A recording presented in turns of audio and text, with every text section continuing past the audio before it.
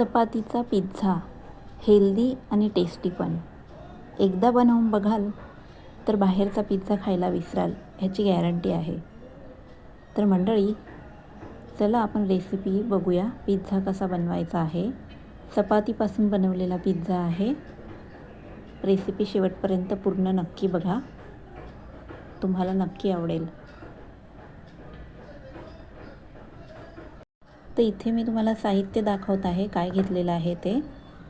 तर हे बघा, सगळ्यात आधी इथे मी शिमला मिरची घेतलेली आहे बारीक कट करून, आणि कांदा घेतलेला आहे, टोमॅटो, पनीर घेतलेलं आहे, चीज घेतलेलं आहे. त्यानंतर इथे मेयोनीज घेतलेलं आहे. हे मार्केटमध्ये मिळतात असे मेयोनीजचे पॅकेट. आणि इथे टोमॅटो सॉस घेतलेला आहे, चिली फ्लेक्स, आणि इथे थोडासा पॅरी पॅरी मसाला घेतलेला आहे. आणि इथे आपल्याला कांदा, टोमॅटो हे सगळं आपल्याला असं छोटे छोटे पीसमध्ये कट करून घ्यायचं आहे. तर इकडे कढईमध्ये मी तेल गरम करायला ठेवलं होतं. त्यामध्ये आपल्याला सगळ्यात आधी थोड्याशा भाज्या इथे फ्राय करून घ्यायच्या आहे. इथे आपल्याला भाज्या शिजवायच्या नाही आहे, फक्त फ्राय करून घ्यायच्या आहे मोठ्या गॅसवर. नमस्कार, मी स्वाती आर किचनमध्ये तुम्हा सर्वांचं खूप खूप मनापासून स्वागत. तर इथे मी भाज्या फ्राय करायला घेतलेल्या आहे, कांदा आणि शिमला मिरची. त्यानंतर लगेचच आपण इथे टोमॅटो घालणार आहोत. इथे भाज्या फक्त गरम अशा फ्राय करून घ्यायच्या आहे, शिजवायच्या बिलकुल नाही आहे आपल्याला भाज्या. आता लगेचच मी इथे टोमॅटो घातलेला आहे, आणि पनीर होतं माझ्याकडे ते मी घेतलेलं आहे. पनीरचे छोटे छोटे पीस करून घ्यायचे आहे, आणि हे देखील आपल्याला छान असं फ्राय करून घ्यायचं आहे.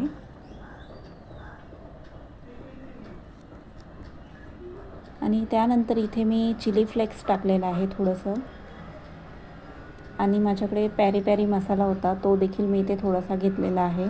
त्यामुळे आपल्या त्या भाजींना टेस्ट छान येईल. अशा पद्धतीने हे सगळं आपल्याला छान मिक्स करून घ्यायचं आहे. आणि इथे चवीसाठी थोडंसं चवीनुसार इथे किंचित असा मीठ टाकायचं आहे. खूप जास्त मीठ घालायचं नाही आहे, कारण आपण सॉस पण वापरणार आहोत, त्यात मीठ असतंच. तर हे बघा, थोडंसं मीठ मी इथे वापरलेलं आहे. आता पुन्हा एकदा थोडंसं आपण हलवून घेऊया, छान मिक्स करून. याला भाज्या आपल्या इथे छान गरम फ्राय झालेल्या आहे. आता मी इथे गॅस बंद करते. बस एवढ्याच भाज्या आपल्याला करायच्या आहे, शिजवायच्या तर नाहीच आहे. हे बघा, अशा पद्धतीने मी इथे भाज्या फ्राय करून घेतलेल्या आहे. आणि आता आपण पिझ्झा बनवायला घेऊया. तर मंडळी, मी इथे चपातीचा पिझ्झा बनवणार आहे. तर चपाती आपल्याला 2 चपात्या लागणार आहे. इथे तुम्ही रात्रीची चपाती देखील वापरू शकता, किंवा तुम्हाला हवं तर सकाळची चपाती असेल ती देखील वापरू शकता, किंवा ताजी गरम बनवलेली लगेच बनवलेली चपाती पण तुम्ही इथे वापरू शकता. तर इथे मी टोमॅटो सॉस आणि मेयोनीज घेतलेला आहे. ते छान आपल्याला चपातीला स्प्रेड करून घ्यायचं आहे. असाच पिझ्झा तुम्ही एकदा बनवून बघा, नक्की आवडेल तुम्हाला, आणि तुमची मुलं देखील खुश होतील. बाहेरचा पिझ्झा खायला विसरून जातील मुलं, मागणारच नाही हा पिझ्झा तुम्ही त्यांना बनवून दिला तर. इथे मी त्यावर अजून एक दुसरी चपाती ठेवलेली आहे. अशा पद्धतीने आपल्याला 2 चपात्या घ्यायच्या आहे, आणि सेम प्रोसेसने आपण टोमॅटो सॉस आणि मेयोनीज इथे लावून घेणार आहोत.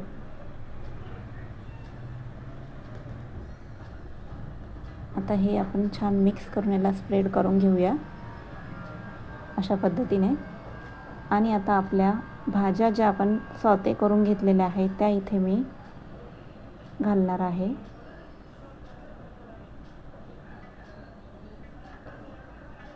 ह्याच्यामध्ये 2 पिझ्झा बनून तयार होतील एवढं मी सारण बनवलेलं आहे भाज्यांचं. भाज्या तुम्ही तुमच्या आवडीनुसार इथे अजून काही तुम्हाला ॲड करायचं असेल तर तुम्ही करू शकता. तर अशा पद्धतीने मी हे छान सगळीकडे आपल्या भाज्या अशा लावून घेतलेल्या आहे. त्यावर पुन्हा थोडंसं मी चिली फ्लेक्स टाकणार आहे, आणि थोडासा पॅरी पॅरी मसाला होता तो मी इथे स्प्रेड करणार आहे थोडासा.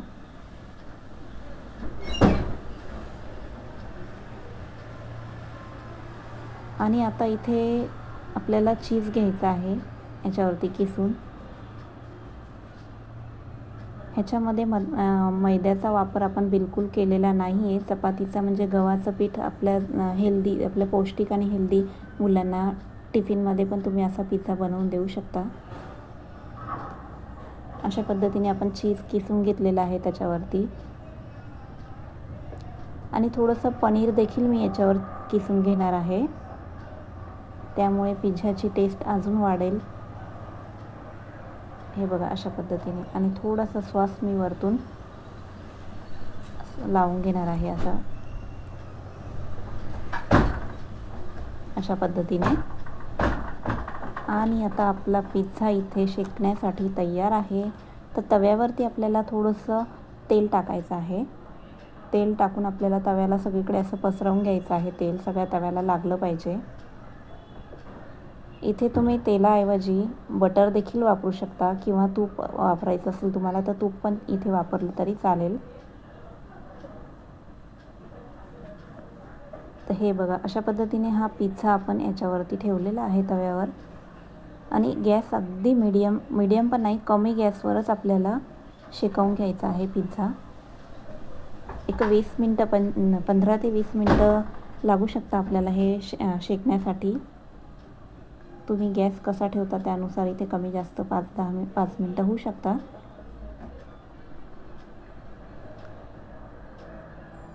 तर हे बघा 15 मिनटानंतर मी इथे आपला पिझ्झा तयार झालेला आहे. मध्ये मध्ये मी 2 वेळा चेक केला होता. अशा पद्धतीने आपल्याला सगळ्या साईडने आपल्याला पिझ्झा छान शेकून घ्यायचा आहे. डागला पण नाही पाहिजे आपल्याला पिझ्झा खाली, त्यामुळे मध्ये मध्ये चेक करायचं आहे. आणि साईडला थोडं थोडं तूप सोडायचं आहे. आणि आपला इथे क्रिस्पी आणि कुरकुरीत असा मस्त पिझ्झा इथे तयार झालेला आहे. तर मी आता कट करून दाखवते. खूप छान लागतो हा पिझ्झा. तुम्ही नक्की ट्राय करून बघा.